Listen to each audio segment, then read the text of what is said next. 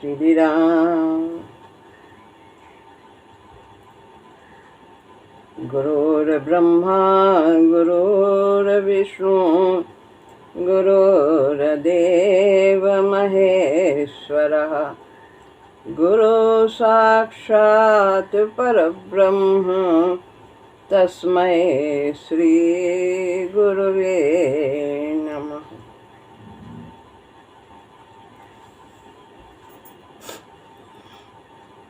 श्रीमद् भगवद गीता अध्याय 7 श्लोक है 17वां। तेषां ज्ञाने नित्ययुक्त एक भक्तिर्विशिष्यते प्रियो हि ज्ञानिनोत्यर्थम् अहं स च मम प्रियः।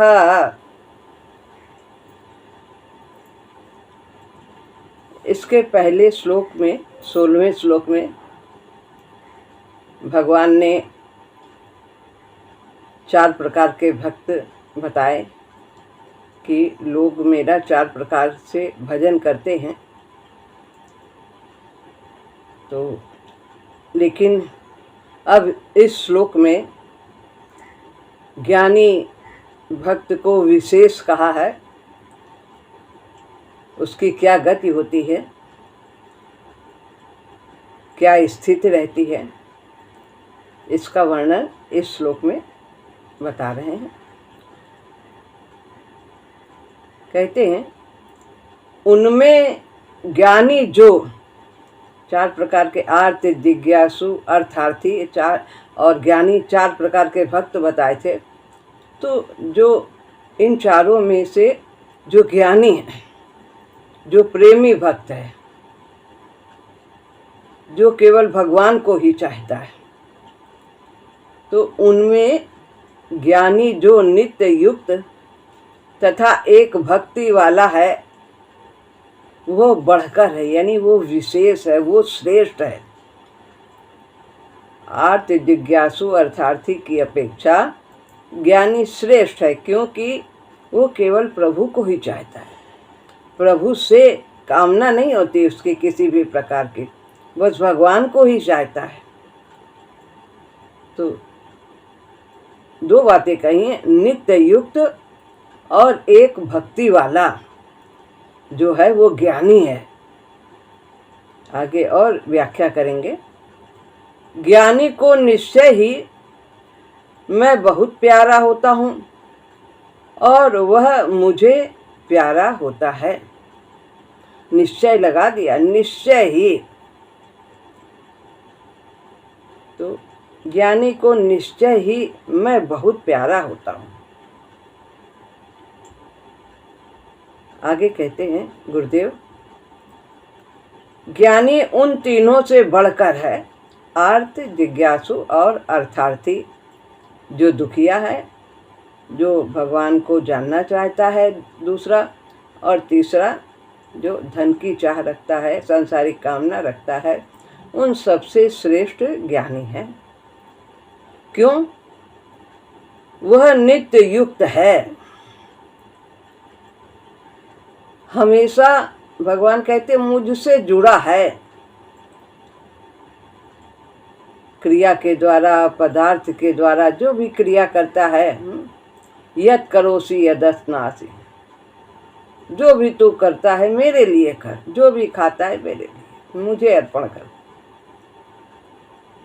तो इस प्रकार प्रत्येक क्रिया से और प्रत्येक पदार्थ से जो भी कुछ है भगवान ने दिया है, उनके उपकारों का चिंतन करता है। तो नित्य युक्त हर समय प्रभु से जुड़ा रहता है, सुमिरन के द्वारा, कथन के द्वारा। तो किसी न किसी प्रकार से भगवान का वो चिंतन करता है। ज्ञानी उन तीनों से बढ़कर है, क्योंकि वो नित्य युक्त है, सर्वत्र हर समय चाहे दुख हो, चाहे सुख हो, अनुकूलता हो, प्रतिकूलता हो, सुबह से लेकर शाम तक, रात तक, किसी भी समय वो प्रभु का विस्मरण नहीं करता। प्रभु का विस्मरण उसे व्याकुल कर देता है, भूलता ही नहीं।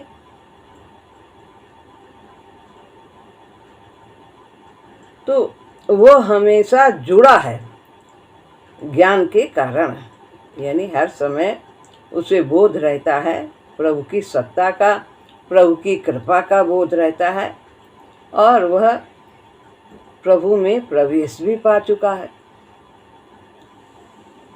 तो उस ज्ञान के कारण उसे कभी भ्रम होता ही नहीं, कोई और सत्ता प्रतीत होती ही नहीं। उसकी श्रद्धा इतनी गहरी और विशाल है कि वह मुझसे जुड़ा है। गहरी निष्ठा अति गहरी हो, प्रेम पयोनिधि सोत मिला रे, तब सोत मिलता है प्रेम का, परमात्मा का। और गहरी निष्ठा, और गहरी निष्ठा, कहीं भी बिंदु लगाने का स्थान ही नहीं, कमी है ही नहीं। तो उसकी श्रद्धा इतनी गहरी है और विशाल है कि वो निरंतर प्रभु से जुड़ा रहता है। दूसरी बात कहते हैं, पहली बात तो कहीं नित्य युक्त रहता है, इसलिए वो विशेष है। और दूसरा कि उसको एक मुझसे ही नाता है, एक भक्ति का ही नाता है। कोई और कामना से वो मेरी भक्ति नहीं करता, वो मुझसे प्रेम करने के लिए ही भक्ति करता है। नित्य युक्त है और एक भक्ति वाला है। दूसरा, वो नित्य युक्त है क्योंकि मैं उसके जीवन का लक्ष्य बन गया हूँ। अभी पहली बात बताई नित्य युक्त के लिए कि उसकी श्रद्धा गहरी है, विशाल है, और नित्य युक्त में ही दूसरी बात बताते हैं कि उसके जीवन का लक्ष्य मैं ही हूँ, वो मुझे ही चाहता है। जैसा कि कहा अभी कि कोई कामना नहीं होती है। एक तो पहली बात कि गुण, लीला, नाम, स्वभाव, प्रभाव, उपकारों का चिंतन आदि के द्वारा वो निरंतर प्रभु से जुड़ा रहता है। और दूसरा, उसने भगवान को ही अपने जीवन का लक्ष्य बनाया है। भगवान के सिवाय और कुछ उसे पाना ही नहीं है। तो वही दूसरी बात ये बताते हैं कि क्योंकि मैं उसके जीवन का लक्ष्य बन गया हूँ, अतः वो हमेशा साधनशील है, जीवन पर्यंत भगवान का भजन करता है, साधन करता है। ये नहीं कि पा लिया तो अब बैठ गए, अब उसके बाद कुछ नहीं करना है, नहीं है। तो अंतिम समय तक वो साधन में लगा रहता है। उसका योग एकांकी नहीं है कि बस माला जप लिया और नाम जप लिया, व्यवहार में वो उसे नहीं उतारता है। एक पक्ष नहीं है, सब घर गृहस्थी छोड़ करके तो वो केवल भजन ही करता है। नहीं, उसका हर एक कार्य वो प्रभु से ही युक्त रहता है, प्रभु के लिए ही रहता है। उसका सोचना है, उसका किसी भी प्रकार की क्रिया करना, मन से, तन से, वाणी से जो भी क्रिया करता है वो सब कुछ परमात्मा के लिए ही करता है। एकांगी नहीं कि केवल भजन कर लिया, नाम जप कर लिया, वाणी से बोल रहा है, क्या बोल रहा है, क्या सोच रहा है, किसके बारे में सोच रहा है, संसार में सेवा कर रहा है, किसकी सेवा कर रहा है। तो इस प्रकार वो सर्वांगीण रूप से वो परमात्मा का ही होता है। उसका योग एकांकी नहीं है कि घर द्वार छोड़ दिया और चले गए, जंगल में ही रहने लगे, किसी से कोई मतलब नहीं। कोई आ गया, कोई मिलने के लिए आ गया तो वो उसे बाधा समझते हैं, उसके अनुकूल व्यवहार नहीं किया तो क्रोध आ गया। ऐसा कुछ नहीं, वो सदा ही चलता है, हर समय मेरी ही ओर बढ़ता है। उसकी आत्मा ने वर लिया है प्रभु को सदा सदा के लिए। जैसे पति का चुनाव हो जाता है पत्नी के लिए, तो वो सदा सदा के लिए जीवन पर्यंत उसी की हो जाती है। ऐसे ही भक्त भी भगवान के हो जाते हैं। भगवान ने उन्हें वरा है और वह सदा सदा के लिए उन्हीं के हो जाते हैं। गले राम की जेवरी जित खींचो तित जाए, जाए विधि राखे राम ताहि विधि। उसी में वो प्रसन्न रहता है, क्योंकि वो जानते हैं प्रभु हमारे सुहृद हैं, परम हितैषी हैं और जो कुछ करते हैं परम मंगल के लिए ही करते हैं। भगवान ने कहा भी है, जेहि विधि होई है परम हित, नारद सुनहु तुम्हार, सोई हम करब नयान कछु, और वचन नम्रता हमार। मैं झूठ नहीं कहता, जिसमें परम हित होगा वही मैं करूँगा, वही करते हैं। अब दूसरी बात कहते हैं कि उसे एक भक्ति का ही नाता है। अभी पहली बात कही कि वो नित्य युक्त रहता है, हर समय वो मुझसे जुड़ा रहता है, नाम जप आदि के द्वारा, लीला गुण चिंतन आदि के द्वारा, और उसने मुझे ही वरण कर लिया है और उसको उसके जीवन का लक्ष्य मैं ही हूँ। तो इस प्रकार दो बातें कहीं। अब विशेष कहा है, क्यों विशेष कहा है दूसरी बात में, कि वह एक भक्ति वाला है, अनन्य भक्ति, एक भक्ति का ही नाता है, मुझसे मेरी ही भक्ति करता है और कहीं किसी के शरण ही नहीं जाता, सब में मुझे ही देखता है। दूसरा क्योंकि वह एक भक्ति है, एक भक्ति जिसकी भावना बटी नहीं है, थोड़ा तुम भी हमारे, तुम भी हमारे, तुम भी हमारे, सब लोग हो। ये परम सत्ता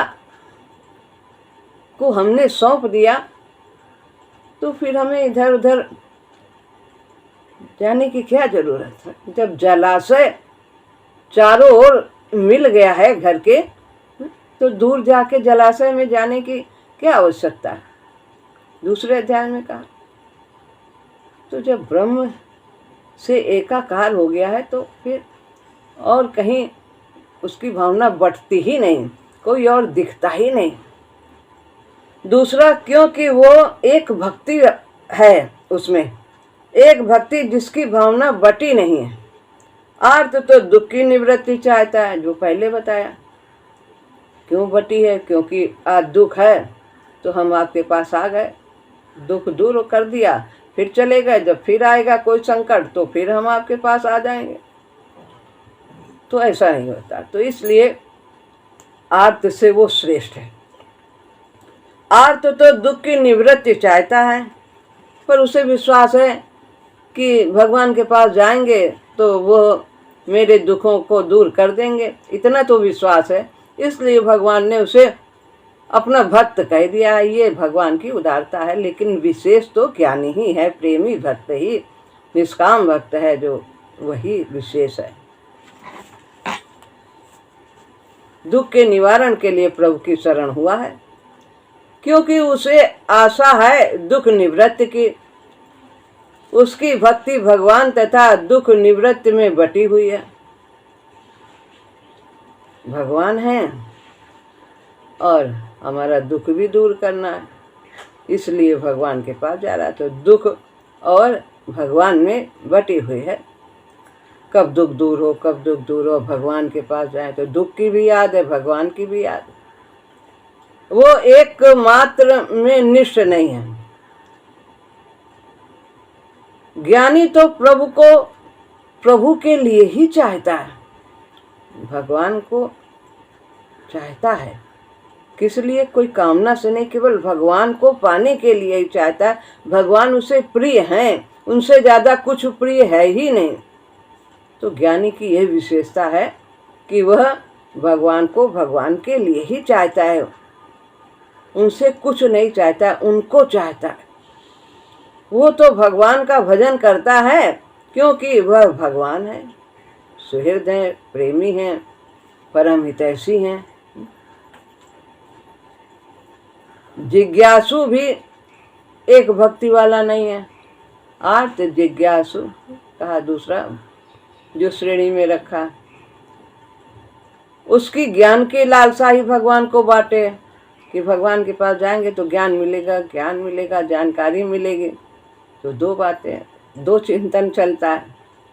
ज्ञान के लिए वो आया है, वो भगवान को ज्ञान प्राप्ति के लिए चाहता है। यदि उसे पता हो कि यहाँ से ज्ञान नहीं मिलेगा तो ना चाहे, फिर वो नहीं आएगा उनके दरवाजे।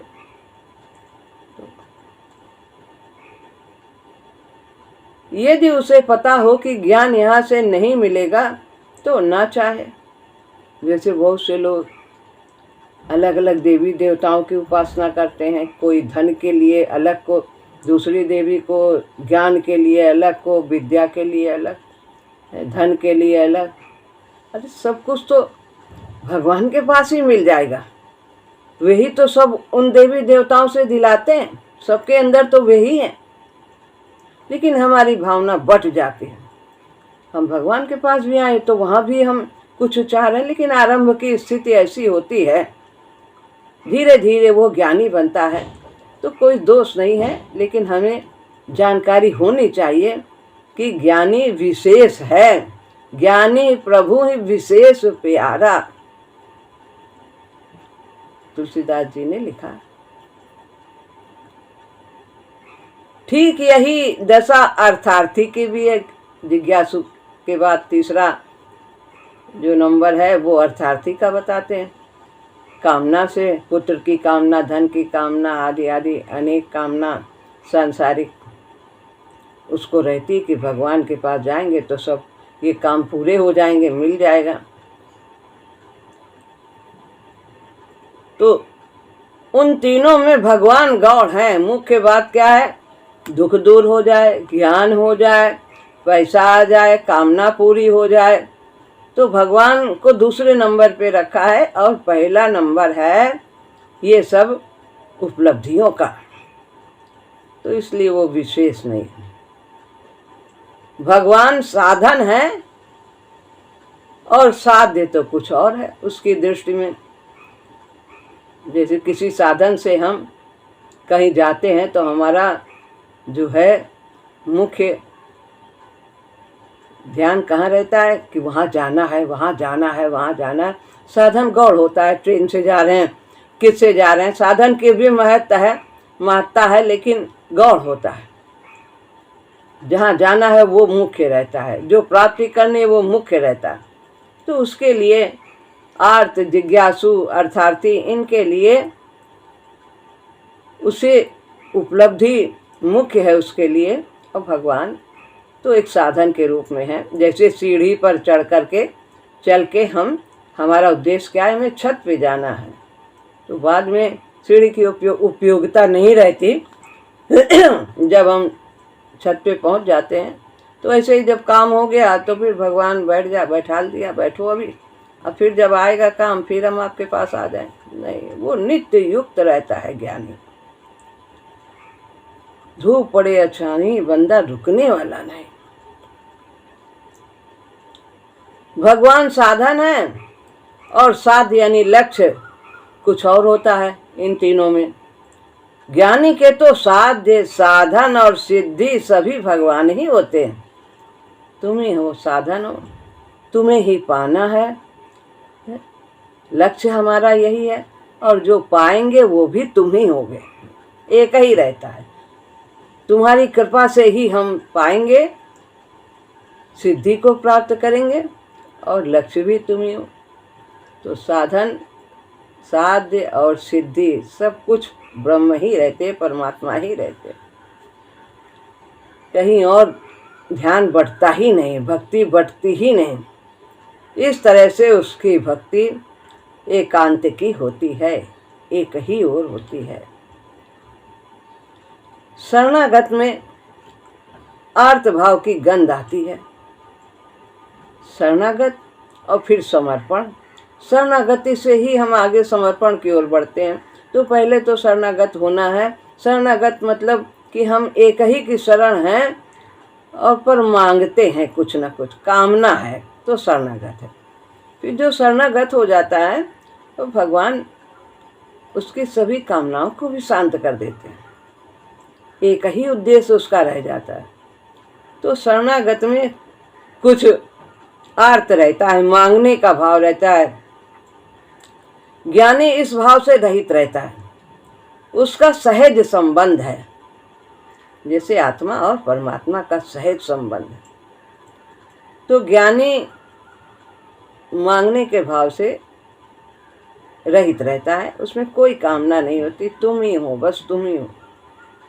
उसका सहज संबंध है। जैसे कि प्रहलाद जी ने कहा भगवान के कहने पर कि मांग लो, मैं तुमसे बहुत प्रसन्न हूँ, तुम्हारी भक्ति से प्रसन्न हूँ। तो प्रहलाद जी ने मना कर दिया, प्रभु कुछ नहीं चाहिए। नहीं, फिर भी कह रहा हूँ मैं, कुछ मांग लो, कुछ मांग। तो उन्होंने पहली बात तो कही, मेरे पिताजी की सदगति हो जाए, जिन्होंने इतना उन्हें कष्ट दिया, उनकी सदगति के लिए वो भगवान से प्रार्थना करते हैं। तो भगवान कहते हैं उनकी तो सदगति हो गई। जिनके परिवार में, वंश में तुम जैसा भक्त उत्पन्न हो, उसकी तो 21 पीढ़ी पीछे की और 21 पीढ़ी आगे की तर जाती। तो वो तो उनकी तो सदगति हुई और भगवान के द्वारा उसकी मृत्यु। और फिर कहते हैं अच्छा और मांग लो, कुछ मांग लो। कि नहीं प्रभु, अगर आप कुछ देना ही चाहते हैं तो आप यही कर दीजिए कि मेरे अंदर कहीं भी कामना का अंकुर हो, कहीं भी बीज हो उसको, तो उसको आप नष्ट कर दीजिए। ये मांगा। तो भक्त शिरोमणि इसीलिए वो कहलाते हैं। भगवान कहते हैं भागवत में, श्रीमद् भागवत में 9वें स्कंद में, कि भक्त मेरे सुहृद हैं और मैं, भक्त यानी साधु भी कहा है, साधु मेरे सुहृद हैं और मैं उनका सुहृद हूँ। वो मेरे सिवाय कुछ नहीं चाहते और मैं उनके सिवाय कुछ नहीं चाहता। तो कहते हैं भरत सरिस को राम सनेही और जग जप राम राम जप जेहि। साधु थे, महात्मा थे, भक्त, भगवान के प्रिय भक्त। ऐसे ही अन्य भी हुए हैं, जैसे अभी प्रहलाद जी का उदाहरण दिया। तो यहाँ पर ज्ञानी भक्त को विशेष कहा है। शरणागत में आर्त भाव की गंध आती है। ज्ञानी इस भाव से रहित होता है, उसका सहज संबंध होता है। उस संबंध का आधार क्या होता है? प्रेम। कौन सा प्रेम? पावन प्रेम, जहाँ स्वार्थ की गंध नहीं होती, निष्काम प्रेम। तो यही उसका आधार होता है।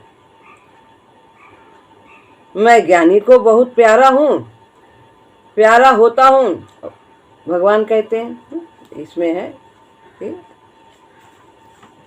प्रियो ही ज्ञानिनो त्यर्थम अहम सच अहम प्रिया।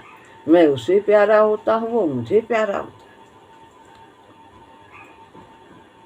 वास्तव में भगवान से अधिक प्यारा ज्ञानी को कुछ और होता ही नहीं, कोई और होता ही नहीं। सत्यम शिवम सुंदरम की पराकाष्ठा प्रभु में है। वे ही सत्य हैं, वे ही कल्याणकारी हैं और वे ही सुंदर है। उनसे सुंदर कुछ है ही नहीं। ये पराकाष्ठा है। सत्य और शिव और सुंदर की भगवान ही पराकाष्ठा है। तो उससे अधिक प्रिय कौन होगा? जिसने जाना है प्रभु को, वो जानता है। जिसने उनमें प्रवेश किया है, उससे अधिक प्यारा कुछ उसे लगता ही नहीं। त्वमेव माता च पिता त्वमेव, त्वमेव बंधुश्च सखा त्वमेव। तुम ही हो हमारे, तुम ही हो, सर्वम मम देव देव, सब कुछ तुम ही हो। उसे भगवान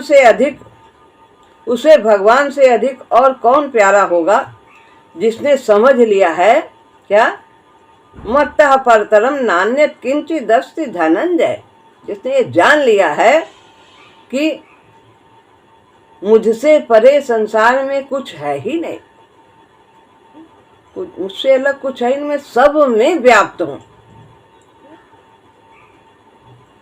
सब में व्याप्त हूं। वो प्रभु को छोड़कर किसको प्यार करेगा। जिस तरह से भी देखें, भगवान ही सबसे अधिक प्रिय तत्व है। वो प्रियतम है, हमारी आत्मा की आत्मा है, उसी से शक्तिमान है हमारी आत्मा, जीवन के जीवन है। कहा है कि मैं मनुष्यों में जीवन हूँ। प्राणों के प्राण होते हुए, हमारे परम हितु और सुहृत होते हुए वो प्रीतम है। परम सुंदरता और परम ऐश्वर्य के कारण है। जितने 6 ऐश्वर्य हैं वो सब उन्हीं से हैं। यश, धन, बल, बुद्धि, सौंदर्य और त्याग, ये सब 6 ऐश्वर्य, ये सब परमात्मा से ही। परम ज्ञान के कारण उनसे ज़्यादा और ज्ञान कहाँ है। ज्ञान के भंडार है, ज्ञान के आदि स्रोत हैं। वो प्रियतम है, ज्ञानी के लिए अपने परम प्रेम के कारण है। वो प्रेम रूप जो है इसीलिए है कि ये सब विशेषताएं हैं प्रभु में, और उनसे अधिक किसमें होगा। बराबर की भी बात छोड़ो, अधिक बराबर ही नहीं कोई है तो अधिक की बात कहाँ से हो जाएगी। भगवान भक्त को कितना प्यारा होता है यह तो भक्त ही जानता है, और वो मुझे प्यारा है। प्यार का नाता स्वार्थ से परे का है। वही पावन प्रेम है जहाँ वही प्यार है, सच्चा प्यार, जहाँ कोई मांग नहीं है। तुम्हें नीक लागे रघुराई, सो मोहि देहु दास सुखदाई। जो आपको प्रिय हो वही आप मुझे दीजिए। भगवान केवल ज्ञानी को ही अपना प्यारा कहते हैं। क्यों? क्योंकि वहां कोई स्वार्थ नहीं है कि अब ऐसा कर दो, अब ये हमारे मन का कर दो, कुछ नहीं, कोई जरूरत नहीं है सब कहने। अन्य तीनों में दुकानदारी है, विशुद्ध प्रेम नहीं है। आर्त जिज्ञासु अर्थार्थी में मांग है, दुकानदारी है। तो जो भक्ति करते हैं हिसाब बराबर करते हैं, मांग के खत्म कर देते हैं, तो वो वहाँ तक पहुँच ही नहीं पाते हैं। तो भगवान की सिद्धि बहुत देर से प्राप्त होती है, जब निष्कामता आती है प्रभु की कृपा से। मांग है, आत्मदान प्रधान नहीं है उनमें। मांग है तो अपना सब कुछ समर्पण नहीं है, अभी शरणागत है, समर्पण नहीं हुआ। आत्मदान में सब कुछ, हमारा कला कौशल योग्यता, तन धन बुद्धि बल जो कुछ भी है सब कुछ प्रभु के चरणों में समर्पित है। सब कुछ आपका है, पूरी तरह से अपना कुछ भी नहीं।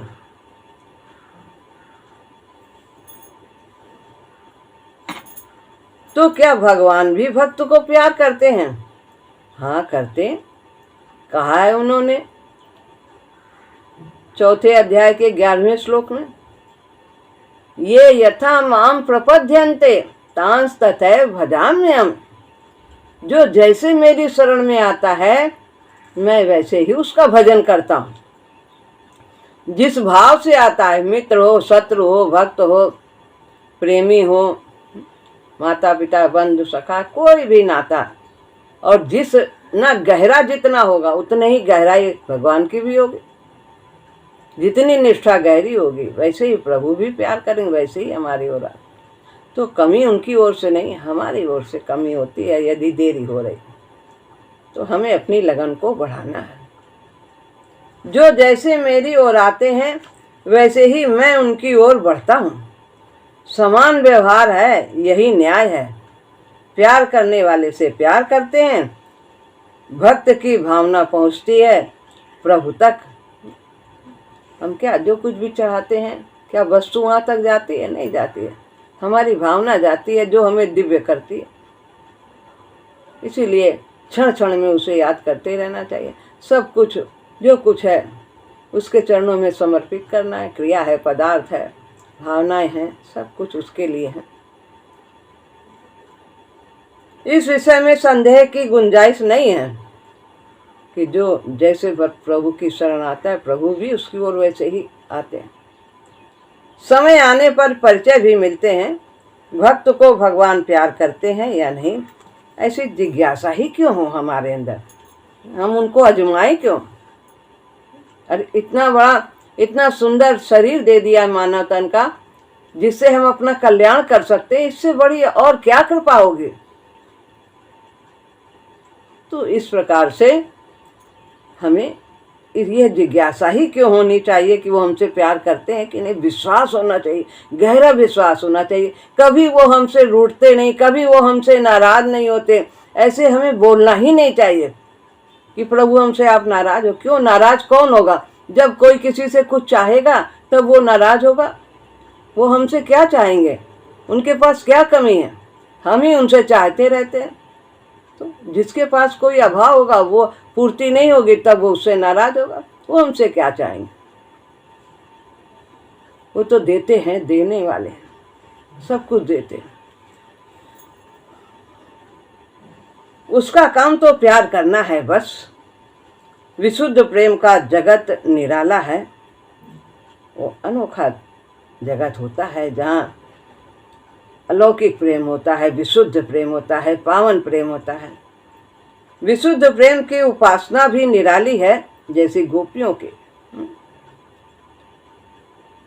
सबरी के।